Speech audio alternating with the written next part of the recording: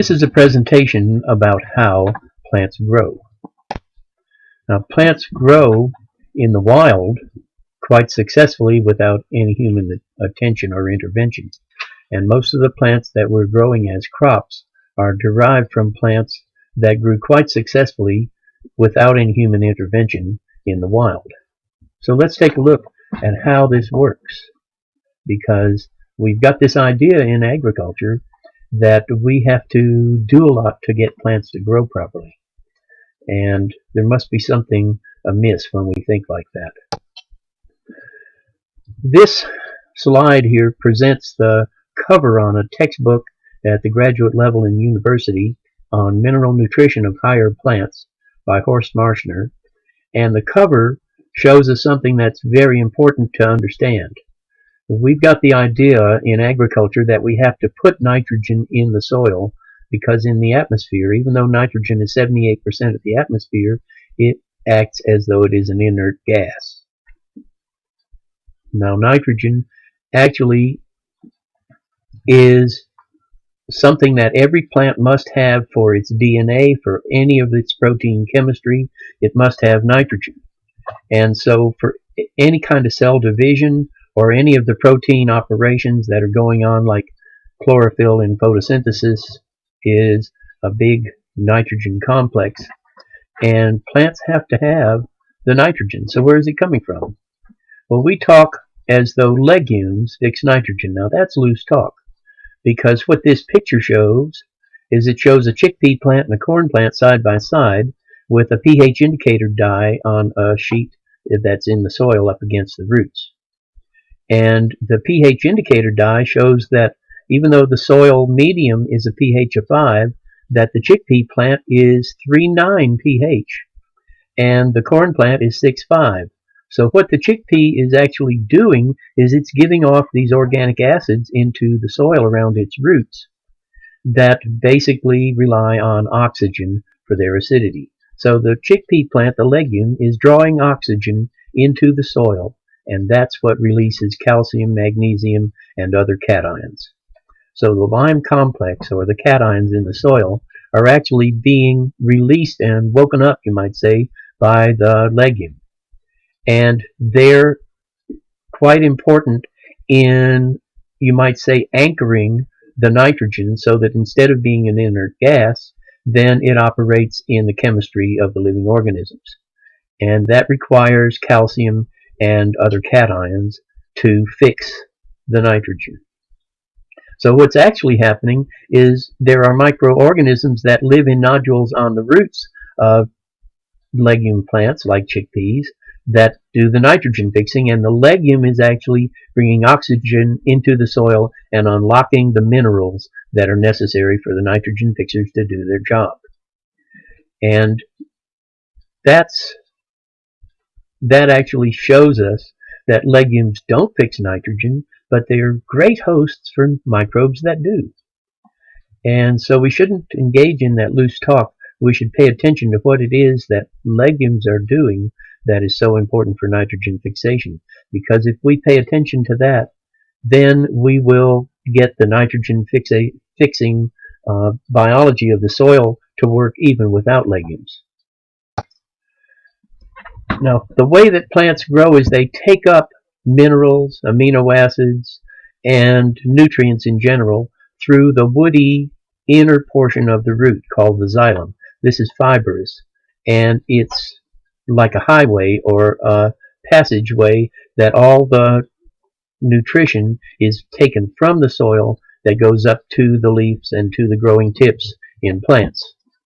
So that woody central portion, which is known as the xylem, is what the plant uses to take up its minerals and amino acids.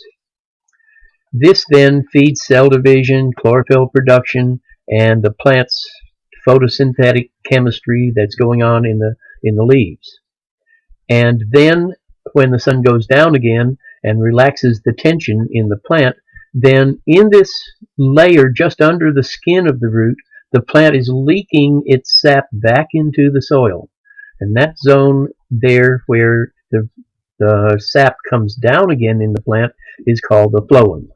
It's just under the bark or skin on the root. And that feeds the microorganisms in the soil that depend on the plant for their energy.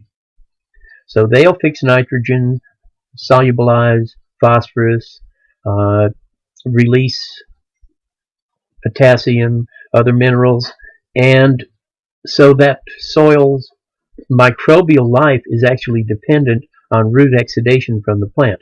If the plant has a good day of photosynthesis, then it lets down a lot of energy to the soil around its roots. And this is how the plants in the wild have evolved and grown for many millions of years.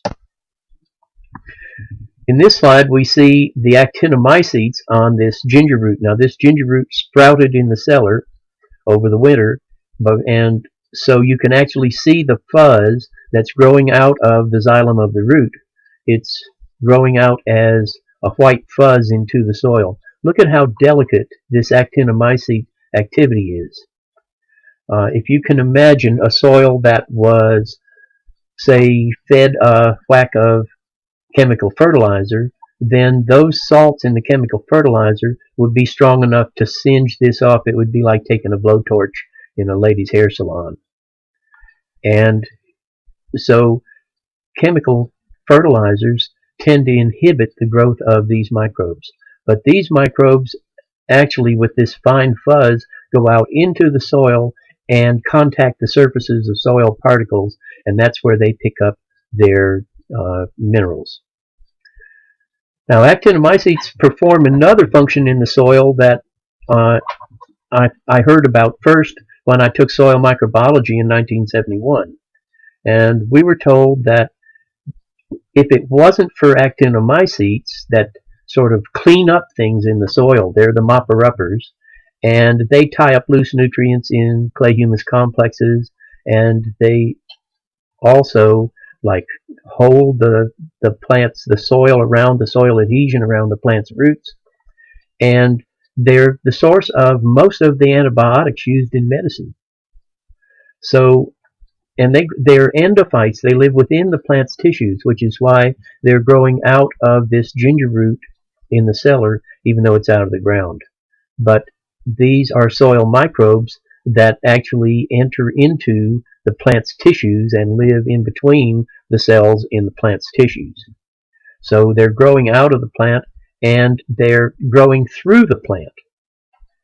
So they're part of the plant's, what you might call the plant's immune system. So they have a great deal of importance in the life of plants, the way that plants work. Now, there's also phosphorus solubilizers. Those actinomycetes actually help to solubilize phosphorus, but there's many other kinds of phosphorus solubilizing microbes. So in this picture here, you see Rhizobacter, and it's a classic phosphorus solubilizing bacteria. Azotobacter, these are nitrogen fixing microbes that also solubilize phosphorus, and they do this because the nitrogen fixing activity takes 10 units of sugar to make one amino acid, so this microbe has to have the phosphorus as a means of utilizing the sugar and getting the energy out of the sugar, metabolizing the sugar. Now, in this picture here, this is a lamb's quarter plant. It's called Fat Hen in Australia, and it was growing on a compost pile in a vineyard in Long Island, and it was finishing its seed production at 2 feet high, and I thought, wow, this is on a compost pile, so it should be able to get enough nitrogen to be 6 feet high, and it's finishing everything up at 2 feet high. So that's a characteristic that shows that it's getting an extraordinary amount of silicon. And where would it be getting the silicon? And so we dug it up and took a look at its roots, and its roots were strongly living in symbiosis with these mycorrhizal fungi, vesicular arbuscular mycorrhizae. And you can see all of this whitish growth in the soil there, and the mycorrhizae are also scavenging the silicon and feeding the plant, so that's how it got so much silicon. Mycorrhizae tie up loose nutrients such as nitrates in clay-humus complexes, so they're actually converting nitrogen compounds in the soil into stable humic complexes. And there's certain plants that are very good phosphorus solubilizers, of which buckwheat and your valerians are very good phosphorus solubilizers. So this activity is something that certain microbes specialize in and certain plants specialize in. When it comes to nitrogen fixation, we're used to seeing, like you can see in the rhizobia here in the panel, that the nodules, these were nodules on a soybean's root, and it's very heavily nodulated, so that soybean is just going great guns with its nitrogen fixation. But there's other kinds of nitrogen fixers that don't live in nodules on legume roots. There's hundreds of different varieties and species of nitrogen fixers, and probably the most famous are your azotobacters. In the Nile Delta, over 800 species of azotobacters have been classified. In the Mississippi Delta, it's been more like 600 different species. There's certain plants that really favor nitrogen fixation, and nettle is one of these. Nettle is a plant that itself is about 35 or 36% protein, so it's very good at feeding or hosting nitrogen-fixing microbes, despite the fact that it doesn't nodulate. You look over here at this picture, this is a grass roots, and the soil adhesion zone on the root builds up. So out in the root tips where it's just did last night's growing, then it's bare. But as the actinomycetes and the root exudates complex the soil in this soil adhesion zone, then that's where the nitrogen fixation would take place in the vicinity of the roots. So there's quite a lot of nitrogen fixation that is going on in plants without nodulation and without leguminous activity. Now, silicon is one of its primary elements in the way that plants work, the way that plants grow. Silicon is working in the summertime, in the daytime, and it works on the vertical axis. Silicon is important for the efficiency of photosynthesis, and those atmospheric processes that are working with silicon are blossoming, fruiting, ripening, and of course photosynthesis itself. So those are atmospheric processes. So we look at silicon as working in the atmosphere. Now, silicon's found in the cell walls, connective tissues. It's what holds plants erect. So you see a corn plant, a barley plant, that these stand straight up. And this little skinny stem that you see on a barley that holds the grain of the head of grain up, it has to be quite strong. So silicon is structural. Silicon is strong. So you'll see also in the animal realm, like diatoms, and you see the way this diatom has got this silica behavior. Anytime you see thorns, you see needles, you see very straight, sharp structures, then you're seeing silica in plants, or in microbes, or in animals. Bees are very much involved in the silicon activity of our environment, and they make their bee hives look like little silica crystals all packed together. So silicon has a lot to do with sugar, so bees are storing sugar in these silicon-shaped beehive honeycombs. So you can see some of the things going on there with silicon. On the opposite side of things, we see calcium. Calcium works particularly well in the winter. It works in the earth, it works in the soil, and it works by night. So we see calcium in digestion. It's the basis of balancing the amino acids, the acidity in amino acids. So it's important in nitrogen fixation. It's working on the horizontal axis to fill things out. So what we see in an egg, for instance, that egg shell is a fat, a round sort of a structure. And so calcium is generally found in the cell nucleus. It's found in the bones. It's found in the center of things. So in a cell, the silicon is found at the cell walls, but the calcium is found in the cell nucleus. You see a plant like a legume is very rich in calcium. A plant such as a grass is very rich in silicon. So these are you might say, the opposite polarities in the minerals that you find in plants. Then there's clay and there's humus in the soil. So to sort of review there, silicon, which is the basis of sand, is an important component of the soil, and lime or calcium and its related cations are the basis of the lime polarity or the calcium polarity in the soil, and those are the important cations. But there's also clay, which is aluminum silicate, and it holds on to the lime. So the lime sort of is held by the clay, but even better, it's held by the humus. Now the humus, which is what we think of as the soil's active organic matter, complexes, it like sticks to the clay. So it forms clay-humus complexes, and this is where the activity in the soil will be found, is in the clay and in the humus. So you'll see a lot of activity between the lime and the silica, because clay is basically very much a silica compound, an aluminum silicate, and then the humus is taking the carbon side of things, and it's making this sort of food storage. It's the real life, or you might say the carbon basis for life in the soil. So you see sand or silica, you see lime, and you see clay, and you see humus. And that's what's making up the soil that the plant's growing in.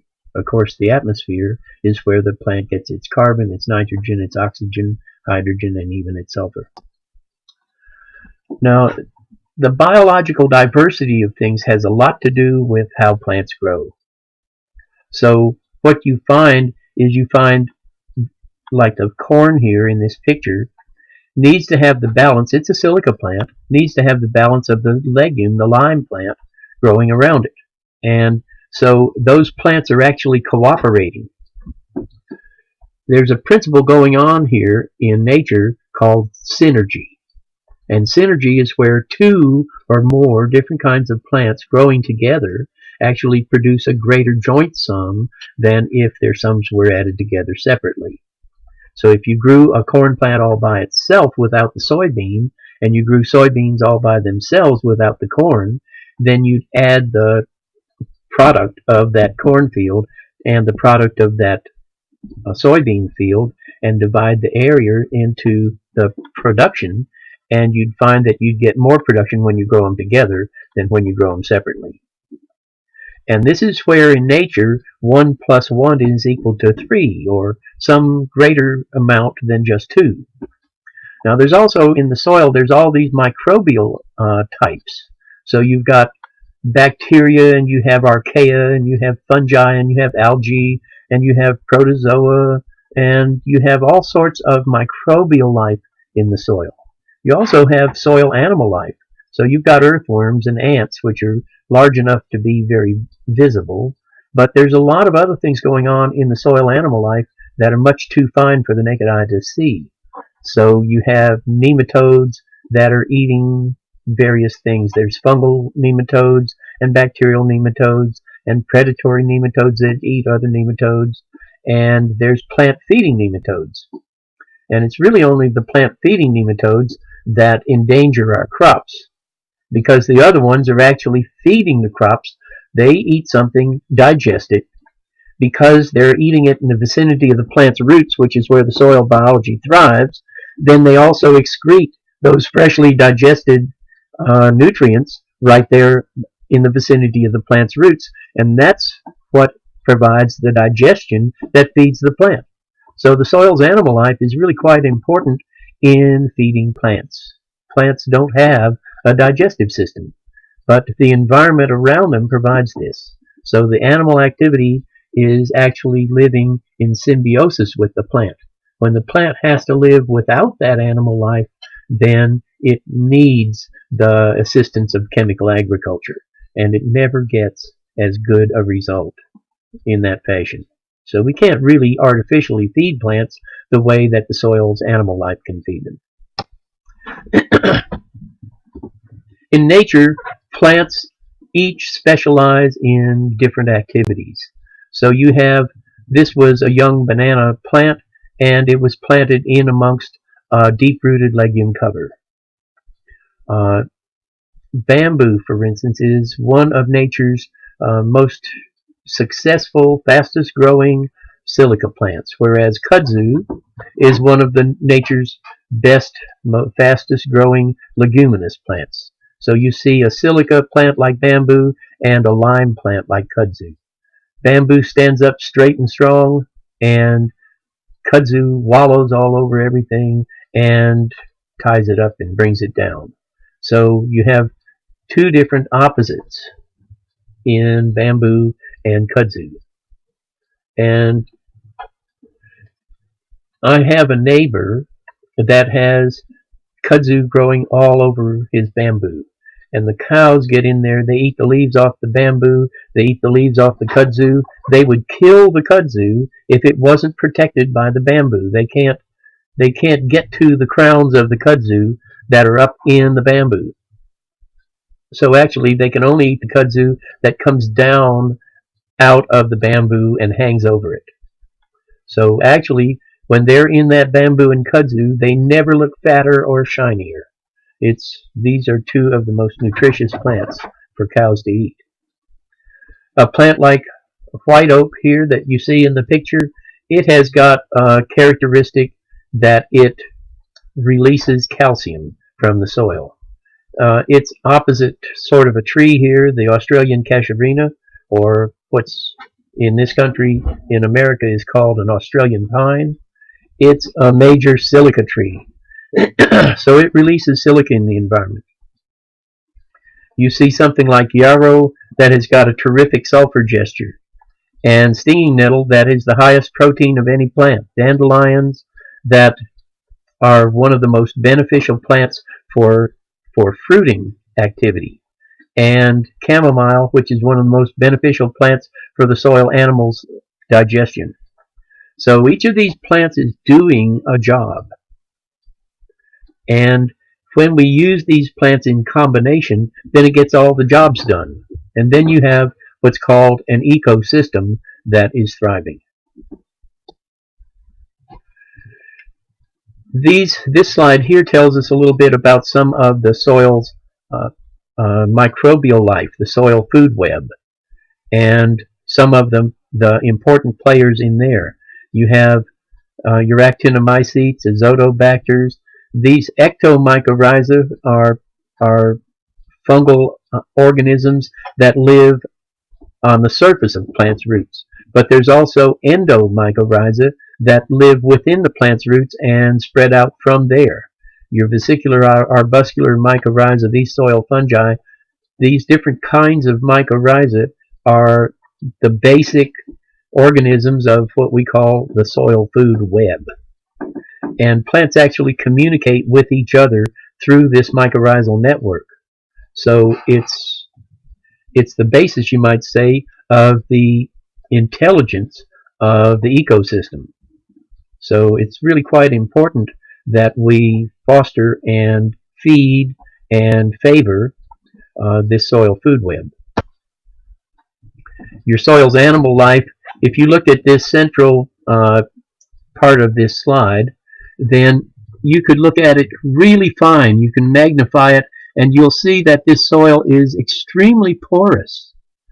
And the porosity is actually due to the soil's animal life, particularly things like your mites, your nematodes, little tiny animals that are burrowing through the soil, eating on the soil food web, and it's much finer than the eye can see. You can see in this soil many holes that probably were earthworms or grubs of some sort. It's a fairly good-sized animal, but you don't see the things that are much finer. But the soil's animal life, and for that matter, the animal life in the atmosphere, is extremely important to plants. Now, if there wasn't this animal digestion going on, then plant matter would build up on the earth and it would choke itself. So animals, like you see cows, and they graze the pasture off. Well, if there wasn't something that grazed the pasture off, it would grow up there and it would die and be standing in the way of future growth. And more growth coming up from the soil would have its sunlight cut off. So what cows actually do when they're properly managed is they'll eat off a pasture and move on to new pasture. And because we're keeping cows in fences, then we have to move them. But in nature, in the wild, cows move themselves, and they would come back to a place where they had eaten it off maybe a month earlier or even longer period of time and regraze that once it's ready to be grazed again. But it's very important that they get the old growth out of the way of the new growth. Otherwise, nature can't thrive. So without the animal life eating and digesting the plant life, then things would get stuck, and the plants would grow up there and get in their own way. So this plant and animal dichotomy is actually a very important one in nature. We have to have those earthworms, those bees, those cows, as well as the plants that they feed off of. This is an even more porous soil picture, and it shows you how soil aggregation, which is a mechanical thing that's happening in the soil, but it's happening because of the activity of the soil food web. The different microbes in the soil are making sticky compounds, and some of these crumbs in the soil are held together by it. If they weren't held together, then all the little tiny passageways inside of those crumbs would collapse. And what we see when we cultivate a soil like with a rototiller in our garden is we actually grind up these soil crumbs and kill off the microbial life that's producing this aggregation of crumbs, and we actually collapse the passageways for air and water in the soil, and then the soil becomes compacted and hard and unproductive. So cultivation is a thing to be used sparingly because it has such an adverse effect on the soil's aggregation. So we want to be careful there and cultivate more or less a minimum in order to build good healthy soil. Now this is a ginger plant, and ginger is remarkable insofar as it's got three kinds of roots. You can see the storage root here. That is what we use as ginger. But the ginger plant also makes these little narrow roots that are its primary mineral uptake roots. So it's got those feeder roots that are branched out there, and they wiggle through the soil. They're very slender, highly branched roots. And it makes a third kind of root that just goes straight down, doesn't have any branches in it. It comes right out of the side of the storage root and goes down. The plant is actually sending down some of its photosynthetic product, and this fleshy big fat root is where the nitrogen fixation and digestion is taking place that feeds the cell division in the plant.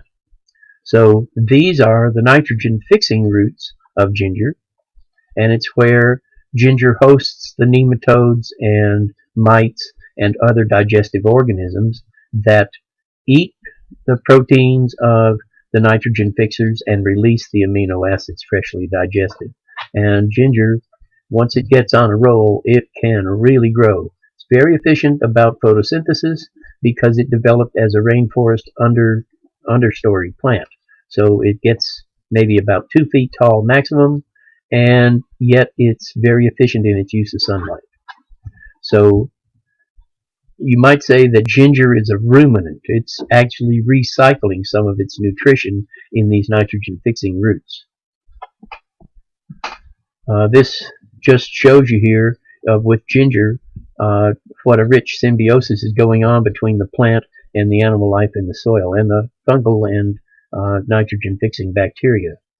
And you can see here in a small area how much ginger is produced. Now in this slide, look what the soil looks like after the ginger is dug. There's all that crumb structure, all the, well, you see the earthworms in the picture. It went from being hard as a brick and very difficult to dig that bed, and now it's at the end of the ginger season.